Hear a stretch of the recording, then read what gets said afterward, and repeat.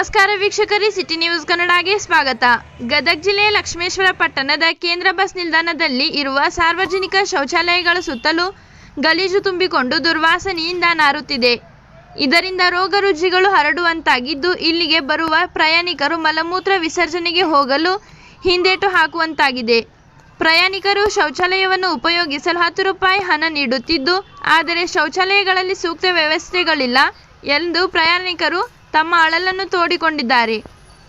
ಕಣ್ಮುಚ್ಚಿಕೊಂಡು ಕುಳಿತಿರುವ ಸಾರಿಗೆ ಇಲಾಖೆ ಅಧಿಕಾರಿಗಳು ಈಗಲಾದರೂ ಸಹ ಎಚ್ಚೆತ್ತುಕೊಳ್ಳುವ ಮೂಲಕ ಈ ಬಗ್ಗೆ ಕ್ರಮ ಕೈಗೊಳ್ಳಬೇಕಾಗಿದೆ. ವರದಿ ಚಂದ್ರಶೇಖರ್ ಸೋಮನವರ್. 10 ರೂಪಾಯಿ 5 ರೂಪಾಯಿ ಐತೆ ಇಲ್ಲಿ 10 ರೂಪಾಯಿ ತಗೊಂತಾರೆ. ಇದು ಸ್ಪೆಷಲ್ ಅಂತ ನಾವ್ ಏನಾರ ಬಂದ್ರೆ ಇಲ್ಲಿ ಮೂರ್ಖ ಆಗ್ತೀವಿ. ಶೌಚಾಲಯ ಕ್ಲೀನ್ ಇಲ್ಲ, ಒಳ್ಳೆ ಹಿಂದ್ಗಡೆ ಬ್ಯಾಕ್ ಗ್ರೌಂಡ್ ಹೋದ್ರೆ ಅದ್ರ ಪರಿಸ್ಥಿತಿ ನೋಡ್ಕೊಂಡ್ರೆ ಅದು ಅಕ್ಕಪಕ್ಕ ಮನಿ ಇದ್ದಿದ್ದು ತೊಂದರೆ ಆಗ್ತೈತೆ.